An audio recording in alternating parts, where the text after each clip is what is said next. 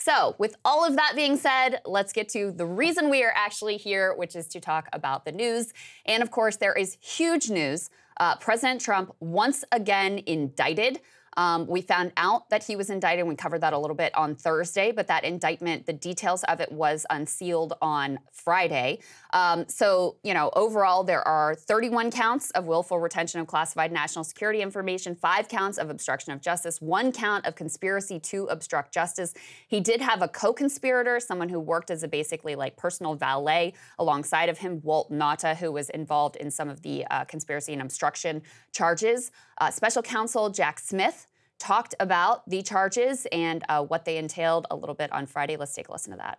Today, an indictment was unsealed, charging Donald J. Trump with felony violations of our national security laws, as well as participating in a conspiracy to obstruct justice. This indictment was voted by a grand jury of citizens in the Southern District of Florida, and I invite everyone to read it in full to understand the scope and the gravity of the crimes charged. The men and women of the United States intelligence community and our armed forces dedicate their lives to protecting our nation and its people. Our laws that protect national defense information are critical to the safety and security of the United States, and they must be enforced. The details of the indictment were fairly damning. Not great. A lot of this was details that we had already received from various news media outlets, but to see it all compiled and the narrative laid out, it's pretty compelling. There were a lot of images of where the classified documents were stored, and those in and of themselves were kind of shocking. Let's go ahead and put this up on the screen. This dude had boxes stuffed like everywhere at Mar-a-Lago, including in a bathroom next to a shower, like literally right next to the commode at one point. The boxes were stacked. They were in a ballroom. They were in various storage rooms. They were being carted all around the property by his aides who, did not have, of course, the proper classification, not that they should have been there in the first place. So just the imagery of it, a lot of people were reacting to. Put this next piece up on the screen. NBC News compiled, what they considered to be the top 11 takeaways from the Trump classified documents indictment. First of all, important to note, these charges are in Florida. And the judge that has so far been assigned to the case is someone who has taken is a Trump appointee, has taken some favorable decisions towards Trump. And of course, you would expect a jury in South Florida to be perhaps more favorable towards him than a jury in Washington, D.C. So that part is important to note to start with. But there's a couple of anecdotes in here, Saagar, yes, about Trump. They have him on tape talking about how these documents are classified. I could have declassified them when I was president, but now I can't. And he's like waving them around to some guy who's writing a book about him. Right. There's another instance where he's showing some maps to someone who's involved with his PAC. Apparently, people think this was actually Kid Rock that he was showing these, again, classified maps to. So you have that. You have details here about the level of secretness of the information, and this wasn't, things that were overclassified. We're talking about some of the most sensitive information that the U.S. government has, including information, and this is the language from the indictment, regarding defense and weapons capabilities of both the U.S. and foreign countries, U.S. nuclear programs, potential vulnerabilities of the U.S. and its allies, and plans for a possible retaliation in response to a foreign attack. You've got staffers documented freaking out about having to shift the documents around, and one instance where they open up the door to one of the rooms where these boxes are being stored and they've all spilled out on the floor. You've got Trump suggesting to his lawyers that they shouldn't, quote, play ball with the grand jury subpoena, and even saying to one of them, isn't it better if there are no documents? Basically suggesting, like, let's just lie and say we don't have anything. That same lawyer, and this is Evan Corcoran, also recounted that Trump sort of suggested to him that he take the classified documents to his hotel room, and if there was anything that was really serious, he made a plucking motion, like, just pluck it out, just take it out of there.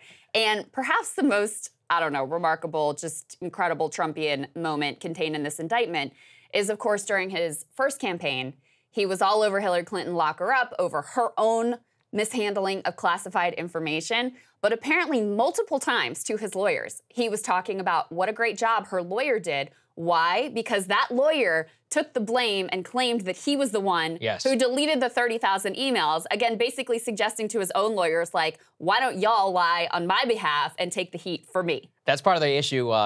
Two of his lawyers have already left his legal team almost immediately after the indictment. That particular quote you're alluding to is amazing. Quote, as president, I could have declassified it. Now I can't, but it's still a secret. Yeah, the staffer responded. Now we have a problem. Literally direct.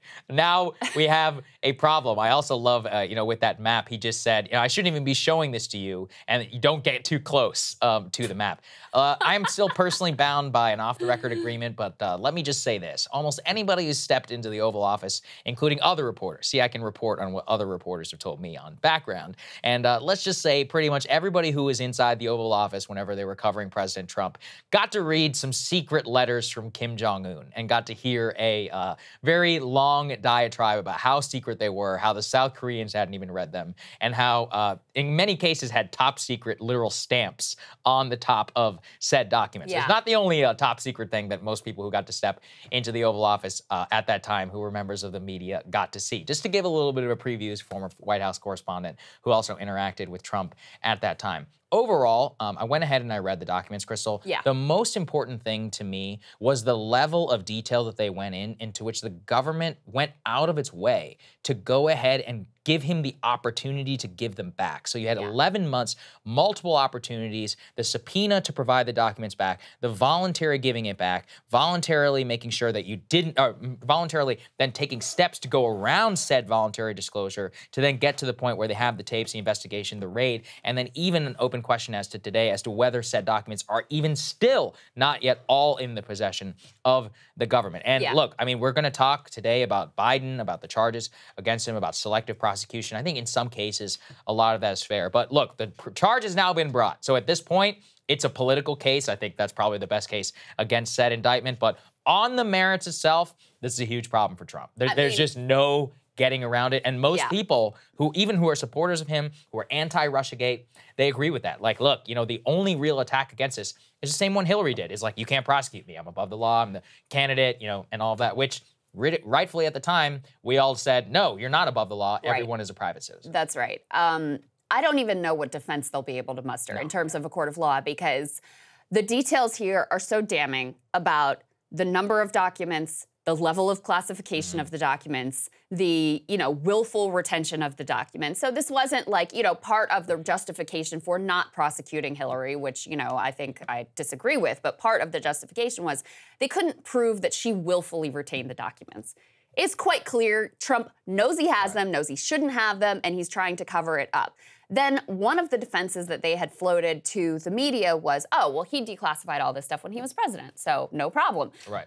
First of all, the statute doesn't technically say that the documents have to be classified, but even putting that aside, you literally have him on tape saying, as president, I could have declassified it, now I can't. This is still a secret. Yeah, now we have a problem, the staffer responds laughing as you quote it. Like, he's on tape admitting to the crime. Yeah. And undercutting the only defense that I ever heard them really muster for the details of this case.